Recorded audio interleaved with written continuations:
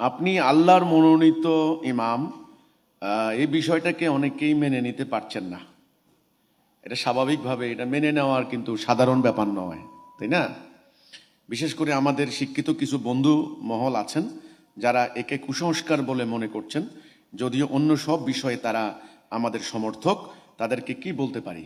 যিনি প্রশ্ন করেছেন শফিকুল ইসলাম, আপনার কথা হচ্ছে কি আল্লাহর মনোনীত এই কথাটা বলার কারণে এখানে মিশ্র প্রতিক্রিয়া সৃষ্টি হয়েছে। আমি বলতে চাই, যাদের সম্যক ধারণা ইসলাম সম্পর্কে ক্লিয়ার না, তারা এই জিনিসটা বুঝতে পারবেন না।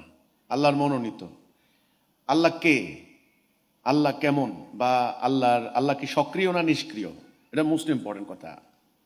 আমরা যে আল্লাহর প্রতি ঈমান এনেছি তিনি হলেন এলাহ, লা এলাহ, তিনি ছাড়া কোনো এলাহ নাই। তিনি আমাদের হুকুমদাতা, তিনি আমাদের আদেশদাতা। তিনি আল্লাহ কোন আল্লাহ? আমরা যে আল্লাহর প্রতি ঈমান এনেছি, আমাদের আল্লাহ কি সক্রিয় না নিষ্ক্রিয়?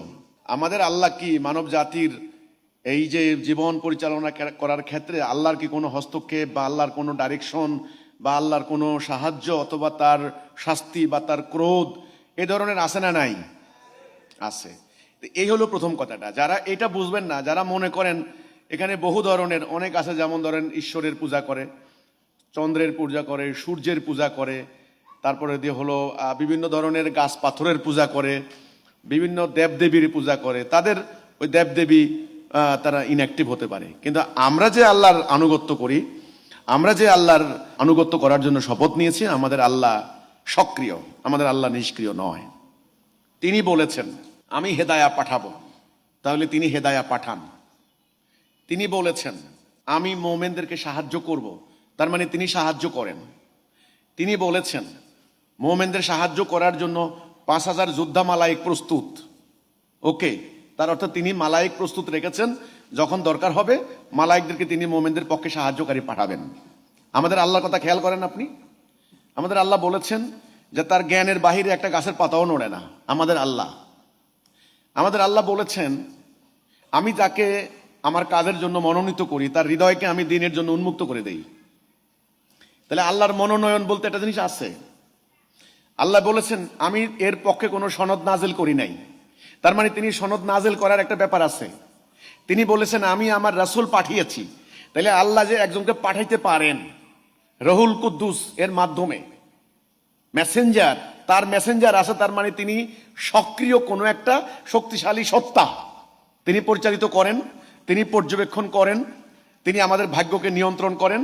তিনি বলেন আমি তোমাদের কথা শুনি, তোমাদের প্রার্থনা শুনি। তাহলে আল্লাহ তিনি দায়িত্ব দিয়েছেন। তিনি একটা আয়াত আছে কোরআনে বলেছেন কে আসো আমাকে কর্জে হাসানা দেবে।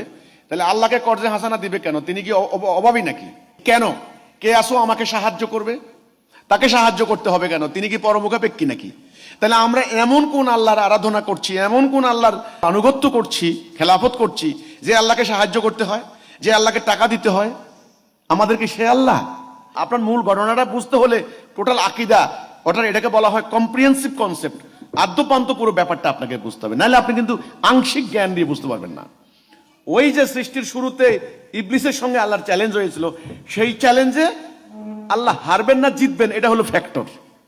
তার পক্ষে তিনি মোমেনদেরকে তিনি দেখতে চান আমার স্বাধীন ইচ্ছা শক্তি নিয়ে, আমার রূঢ় ধারণ করে আমার এই বান্দা আমার কথা শুনে না ইবলিসের কথা শুনে।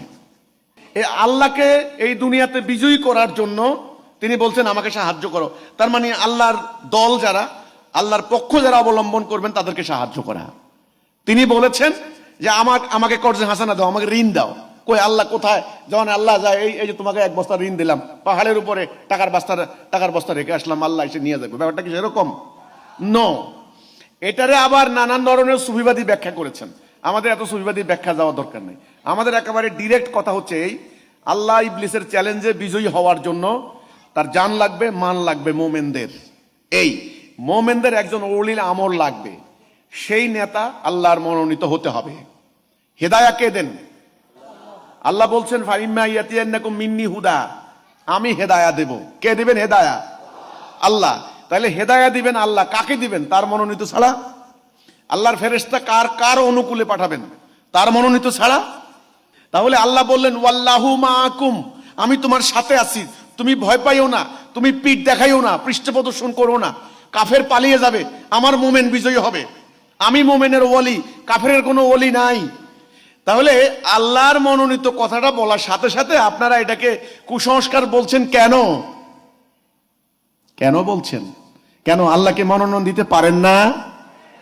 তিনি দিন পাঠাইতে পারেন, তিনি সব সৃষ্টি করতে পারেন, তার হুকুমে সবকিছু নিয়ন্ত্রণ হয়, তাহলে তিনি নেতা পাঠাইতে পারেন না? এটা হতে পারে না।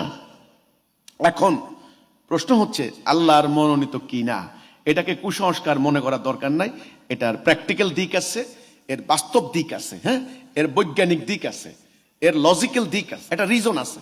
এর একটা ইরেশনাল নয়, অযৌক্তিক নয়, এর একটা যৌক্তিক দিক আছে।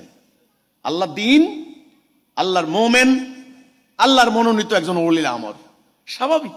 এখন প্রশ্ন করতে পারেন যে সত্যিকার অর্থে আপনি আল্লাহর মনোনীত কি না, সেটা ভিন্ন কথা, সেটা মোমেনদের বিশ্বাসের ব্যাপার। কার ব্যাপার?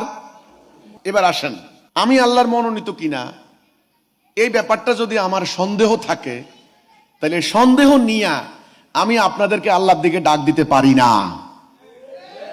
কথাটা বুঝছেন? সূরা আনামের 50 নম্বর আয়াত, আল্লাহ বলেন অন্ধ আর চক্ষুষ্মান সমান নয়। দেখেন, আমি চোখে দেখি না, আমি আপনারে বলবো চলেন আমার হাত ধরেন, আপনারে নিয়ে যাই, আপনি কি কোনো পাগল আছে অন্ধের হাত ধরে হাঁটে? আছে নাকি? আমি যদি আমার পথ সম্পর্কে সন্দিহান থাকি, তাহলে আমি আপনাকে ওই পথে নিতে পারি না। আমি আমার জান্নাত সম্পর্কে যদি সন্দিহান থাকি, তাহলে আমি আপনাকে সেদিকে ডাকতে পারি না, এই অথরিটি আমার নাই।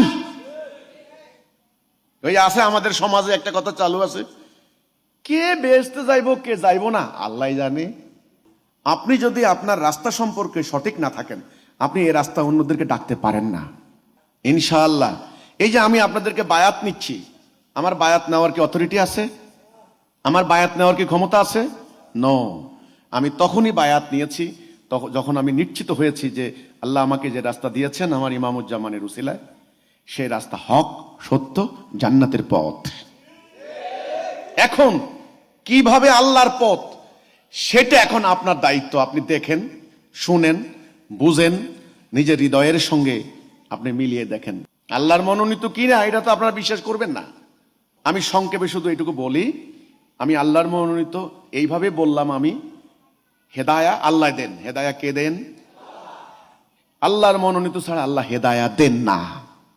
যেহেতু আল্লাহর মনোনীত, সেহেতু ইনশাআল্লাহ আল্লাহ সাহায্য করবেন, এবং আমরা পদে পদে পদে পদে আল্লাহ সাহায্য পাচ্ছি। শেষ কথা বলি, আমি সাধারণ মানুষ, একদম গুনাহগার, একেবারে দুনিয়ার বড় বড় কেতাব আমি পড়ি নাই। আমি এই যে হাজার হাজার ঘন্টা বক্তব্য দিয়ে গেলাম, সারা ফেসবুক আছে, ইউটিউবে আছে, বিভিন্নভাবে আমার বক্তব্য আছে। আচ্ছা আপনারা বলেন তো, যেই মানুষটা মাদ্রাসা পড়ে নাই, আপনাদের ভাষ্য মতে এই যে হাজার হাজার ঘন্টা বক্তব্য দিল, আপনারা আজ পর্যন্ত বলতে পারছেন এনার এই কথাটা আল্লাহর বিধান পরিপন্থী?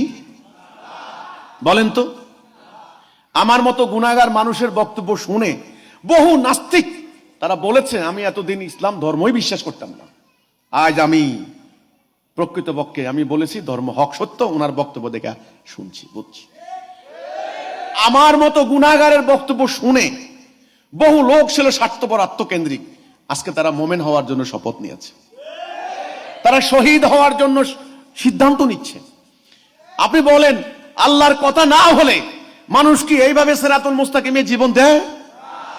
আপনারা ব্যাখ্যা দিতে পারেন, আরে ওগুলা হলো গন্ড মুরুক্ষ চাষা বুসার দল, তুমি হইছো এক গন্ড মুরুক্ষ, তোমার সামনে যারা বসে আছে এগুলো হচ্ছে আরেক গন্ড মুরুক্ষ, এই জন্য এগোরে তুমি 900 বুঝাইতে পারো। আপনারা কি গন্ড মুরুক্ষ চাষা বুসার দল? আপনারা কি সাদা কালো বুঝেন না? ন্যায় অন্যায় বুঝেন না? তো তাহলে আমি যদি আল্লাহর মনোনীত না হই, যেই বক্তব্যে মানুষ এই যে অনুপ্রাণিত হচ্ছে, এগুলো কার কথা?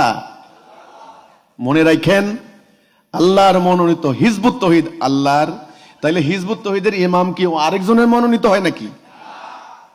সংক্ষেপ শুধু এইটুকু বলে দিচ্ছি, আমাদের আল্লাহ সক্রিয়, আমাদের আল্লাহ নিষ্ক্রিয় নন।